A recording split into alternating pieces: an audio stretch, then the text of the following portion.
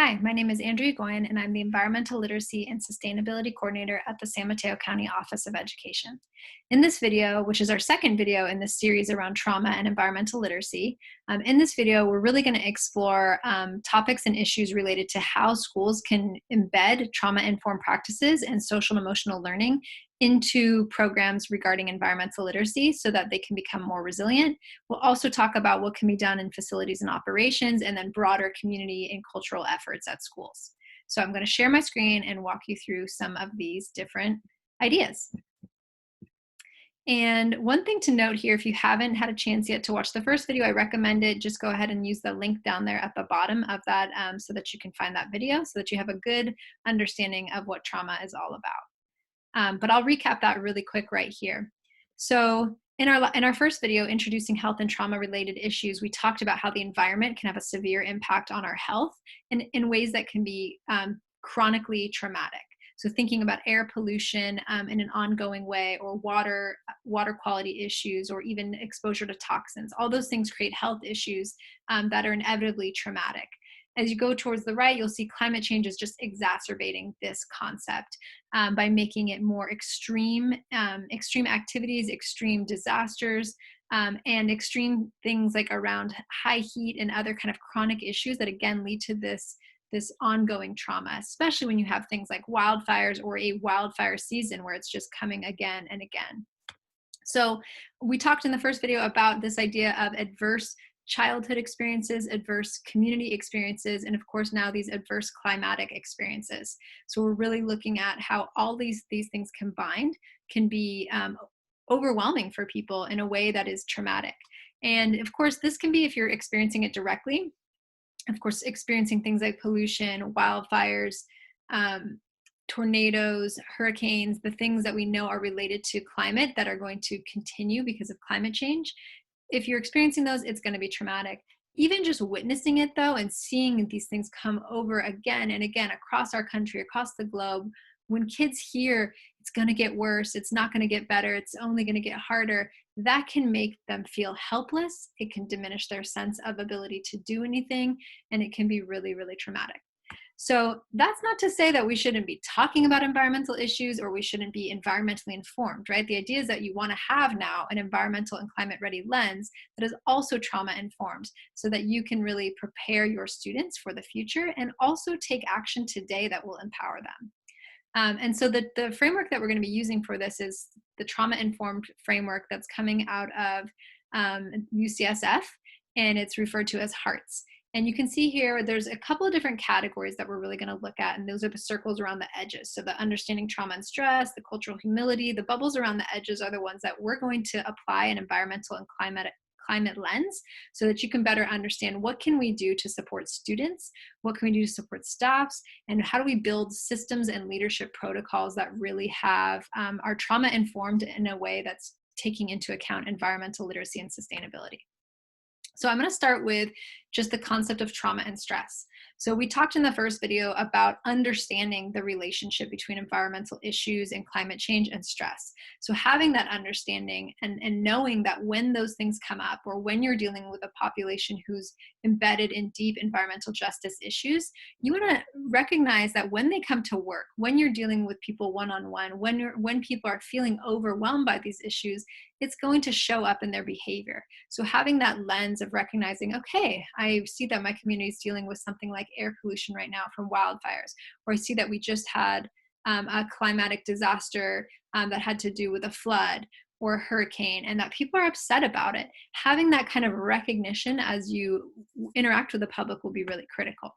But let's get even more focused on how a school might convey their understanding of environmental issues in the climate crisis. So things that you could do for the community and culture realm, right? So there's things you can do like helping people communicate and promote annual recognitions of things like Earth Day or climate action days, having mindfulness moments when a climate disaster occurs, Going into curriculum instruction, there are mandates for teachers to be teaching environmental principles and concepts within multiple subject areas: social studies, science, health, and coming up in the next couple of years, and visual performing arts, math, and English language arts. So making sure that there's opportunities for teachers to be trained on that, and resources for making environmental sustainability issues that are local a teachable moment, and making climate crisis issues a teachable moment. Another thing is to really think about how to implement green facilities efforts at your school and explicitly labeling them or educating the community about their connection to climate change. So for example, let's say you install something like a rain barrel on your campus. You can label that rain barrel and say, like, what's the connection here to climate change? That we've installed this because we know that our area is highly impacted by extreme precipitation at some times, where we want to collect that rain, but also by drought at other times. So we want to make sure that we're harvesting as much water as possible. So something like that that really helps people say, oh, they've actually thought this through. Moving into the next category. So this one is compassion and dependability. Now, I think it's really important to note here that trauma can leave people feeling very isolated or betrayed. So in this example, I'm going to talk first about intergenerational isolation and betrayal. Children and youth today are frustrated and they're upset. And when they organize together, we've seen it in the youth climate movement, and also in the action that students are now taking to sue the government about inaction on climate change. So we have to think as adults and decision makers in the educational system that there might be really long-term impacts about this distrust that is growing between these generations. That distrust also takes place between administrators and faculty and staff who are looking to bring environmental solutions to the campus, but are constantly told no. So part of being trauma informed is having compassion for employees, having compassion for students, and being more dependable that you will do the right thing. So, and I just want to reinforce this with this very quick image. I hear adults say to children, you're the ones who are going to have to take care of the world. It's going to become your responsibility. And yes, that's true. And we want to educate kids so that they understand how to do that. And adults are the ones who are in power right now, and they have to be making decisions that will help mitigate climate change now, support a healthy environment, and also prepare students to deal with the inevitable problems and challenges that they will be facing regarding the environment in the future. So children need you, adult educators, to be a solutionary too. It's our role to help our students educate, or to educate our students in a way that will help them not only survive, but also thrive on this planet. So here are some ways that you can be more compassionate and more dependable. So if you think about a community and culture thing that could happen, is something as simple as like hosting an annual or biannual town hall where people get a chance to voice their concerns about the environment or about issues that they're seeing on their campus, and just get a chance to say them out loud, and have the administrators actually hold that space and say, okay, we're going to do something about this. Something that decision makers can do to really be symbolic but also follow through on it is passing a board resolution that says environmental sustainability is an important thing, or the climate crisis is important enough, we're going to declare a climate emergency, and then at the end of that resolution, resolve to take some action.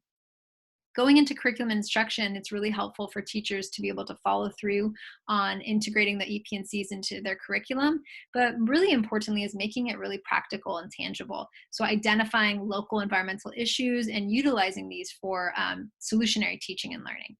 As you go into your campus and operations, a way to really be compassionate and dependable is just to prioritize green facilities and actions. Just start mitigating climate change issues. Prepare your facility to adapt to climate disasters, especially the ones that are so relevant to your local context, like in California, high heat, wildfires and air pollution, extreme precipitation. All those things need to be really thought through. And the best way to do this is to have a sustainable campus and operations plan that is well publicized to the community, so people know exactly what your plans are and on what timeline. And you can find resources for this on the website and templates for doing that. So moving into safety and predictability. Now, with climate change, we're really living in what some people call a VUCA world. It's volatile, it's uncertain, it's complex, and it is very ambiguous. And this unpredictability can really violate our feeling of safety. So it violates us physically, socially, and also emotionally. So what can schools do then to make people, or to help people feel safe and predictable, so that students know that they can learn, play, and grow at schools? So coming back, let's start actually at the bottom. So thinking about your facilities, you really want to assess the issues and data for things like environmental pollution or climate impacts that are really impacting your local community. And then implement a plan that's going to help adapt or mitigate those issues. A really critical solution is designing and implementing living schoolyards and outdoor learning areas and outdoor play areas that allow everybody to have access to safe places. Of course, those can only really be option A when the outdoor environment is safe, and then when it's not, you move into the indoors.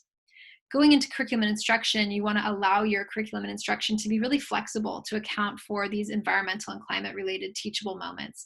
For example, we know in Northern and Southern California that the school year is going to start off probably with some high heat days. It's going to start in wildfire season, and teachers really need to account for that kind of disruption to their curriculum, but also for just teaching about those and exploring those topics with kids so that it's not just happening around them, but they're actually getting somebody to process what's going on and help them navigate it in a way that is solutionary and allows them to feel empowered. Up at the top, I think it's really critical that schools start establishing environmental or climate crisis working groups or task forces that can really take a look at that climate data, annually assess it, and really create a plan that's going to help people be more climate ready. Now, it's absolutely critical that whatever you're doing with environmental issues, that they are brought forward to your students and to your community in a way that has cultural humility and is responsive.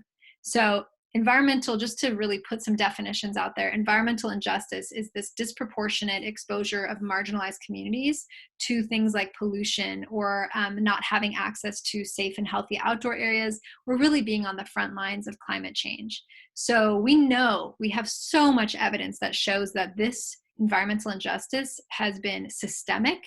It includes so many different policies and things like siting and unequal regulation that have really put this unfair burden onto certain marginalized communities. And so it's our role in schools to not only share that with students and help students unpack these issues, but to really put together solutions that will help solve that. Now, to get more specific here, starting up at the top, it's really important to start putting practices into place where practices and policies that are going to involve reducing and mitigating these issues. So things like even integrating a land acknowledgement into a public event where you say, the land that we're on has been stolen, right? It's been stolen from Native American tribes, and we need to open that up, and we need to say that publicly, that that's what's going on here, and thank people and honor people who came before us. Right, moving into the next piece here, it says assess who in the community is most impacted by environmental issues. So in the first video we shared about a tool called CalEnviroScreen, where you can actually look on a map and see who's really impacted by issues of pollution, and then you can get those stakeholders involved in planning. It's not always going to be easy. There may be language barriers, there may be income barriers, there may be a lot of different things, and you're going to have to do that hard work to involve those populations. In curriculum and instruction, you want to think about how can you integrate environmental justice into curriculum. We have a whole set of resources that'll help teachers do that with students of all ages. And then assess the cultural responsiveness of a lesson. So I'm going to give one quick example on the next slide. I've seen so many teachers over time be really passionate about the environment and want to bring these topics to their students. And in many ways, teachers are doing an incredible job of this. But I've also seen it done in a way that it really is problematic. So for example, if your lesson ends with the idea of like, do something fun and green, like taking the bus, that's problematic. Taking the bus is not fun, right? It's a mode of transportation, and it's a mode of transportation that many people have to take. So it's not like we're saying, oh, just have some fun with it. You really have to think about who in your community has to take the bus, who relies on the bus, and how can you make it so that it's a bit more culturally responsive. These other examples are along those same lines, right? When kids are in a classroom and a teacher says, do the right thing, shop organic, they really need to think about who can afford that and who has access to fresh fruits and produce, and make sure that the message is not, you're bad if you can't do that. The last one is a little bit more tricky, and it has to do with really well-intentioned lessons around helping kids understand utilities and understand how they're impacted by how much energy they use and what their footprint is that impacts the planet. Well, if the lesson starts with bring an energy bill from home, it's really important that teachers recognize that not all students have a home right now. right? We've got a lot of students who are in foster care, who are homeless. And so finding ways to assess a neutral space like the school, teachers can do that hard work to get those bills from the district and assess the energy bill of the school. So those are just a couple of examples of how you can do things that will be more culturally responsive, and really help everybody have access to lessons. So I'll just come right back to to the slide to say a couple more things. When we're being culturally responsive, we can do things in our facilities that are like really important to the health of our kids. So improving indoor environmental quality at school and removing toxins is critically important, especially in neighborhoods where you know that that's not happening in their homes. You can then provide the safest place at school for them.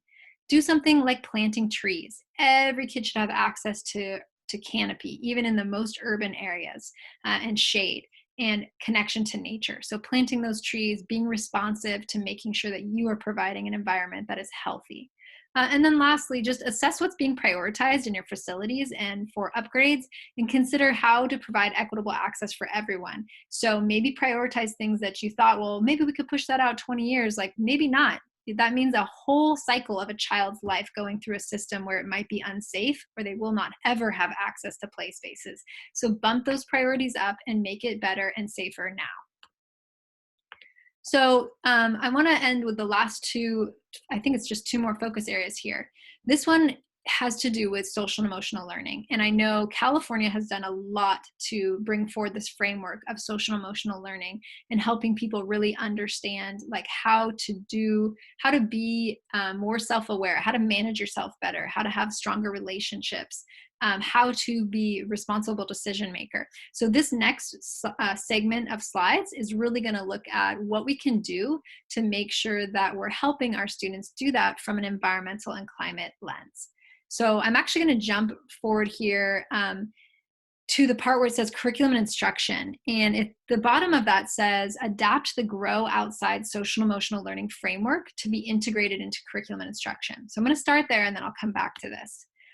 So this framework really talks about each and every one of those social and emotional learning areas and what we can do to really prepare students with an environmental and climate lens on these. So for example, when it comes to self-awareness, some things that we can do to really be more self-aware in a climate and environmental lens way is to recognize that things like human health and well-being are interdependent on the planet and on ecological systems. We can recognize that our actions impact ourselves, but they also impact other people, and then take it one step further. They impact other species, right? Helping kids get a chance to participate in both indoor and outdoor learning activities that allow them to assess their strengths and their weaknesses really will go a long way for them to understand the concept of limits, and that our planet does have limits and we cannot go past them to a certain extent. We want to help our kids push up towards their limits, but also recognize limits. When it comes to self-management, this one I think really relates to the idea of stress and reducing stress. So helping kids understand that time outdoors or just time with any nature, even if it's a house plant, can really reduce their stress level. The second point, though, I think is even more important, which is recognizing that life during the climate crisis is going to be hard. There's going to be physical discomfort. There's going to be emotional challenges, and it's going to require coping and adapting to routines and patterns that are difficult, and that we're going to have to find new ways to try out life. I think everybody is experiencing that with the climate crisis in California when it comes to things like high heat or air pollution from wildfires, and we're stuck indoors for weeks on end. So we have to figure out how to actually cope with that, because it's going to come up. Things like social awareness give us a chance to really think about diversity and biodiversity, and understanding that we need others and we need other species, and recognizing how our own attitudes and behaviors have led to ecological destruction, and that's really impacted certain people more than others. In terms of relationship skills, this gives people a chance to really think about reciprocal relationships that exist between people and other species. And again, back to that idea that we rely on our ecosystem to survive. So we have to figure out how to be proactive, how to be cooperative with others to really repair these relationships and have a healthy, thriving planet. This connects directly to responsible decision making. So helping kids really explore topics of how people have been making decisions and how those decisions have impacted decisions around resources like energy or water or waste, and how that has impact on our planet, but also that circular cause and effect comes right back to us. Give kids a chance to explore ethical consequences of issues, and really think about what their own ability is to analyze a situation and then have problem solving and inquiry skills to navigate through it. So I'm going to go back up to this slide and say there's a few other things that can be done in terms of social and emotional learning. So one is, of course, to just integrate social and emotional learning into lessons related to the environment. So this is just the moment where I must say that it might seem to you like, oh my gosh, I should never teach about the environment or environmental problems because it's too traumatic. That's not the answer. Kids must learn about the environment. It's actually mandated by law in California, but even more importantly, it's happening around them. Climate change is happening, environmental problems are happening. So we are doing a disservice if we do not explore those issues with our kids. And to do it right, you have to do it in a trauma-informed way.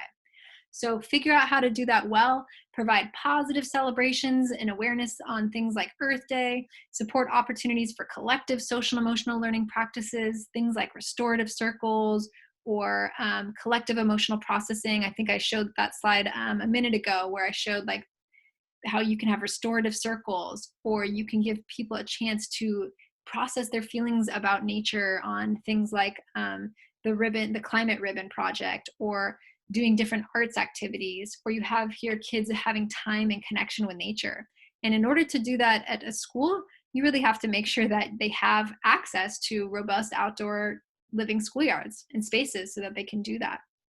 And it's important to have policies that really prioritize things like plant-based food options, fair trade purchasing, and just responsible decision making.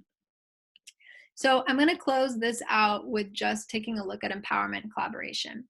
So with all the things we talked about, it's really important to acknowledge that trauma involves a significant loss of power and control, and that can make us feel helpless and hopeless. I think many, many people experience that with the issues related to climate change. So what can schools do to give meaningful opportunities to empower students to really bring forward that environmental sustainability, sustainable and just existence in their own local community?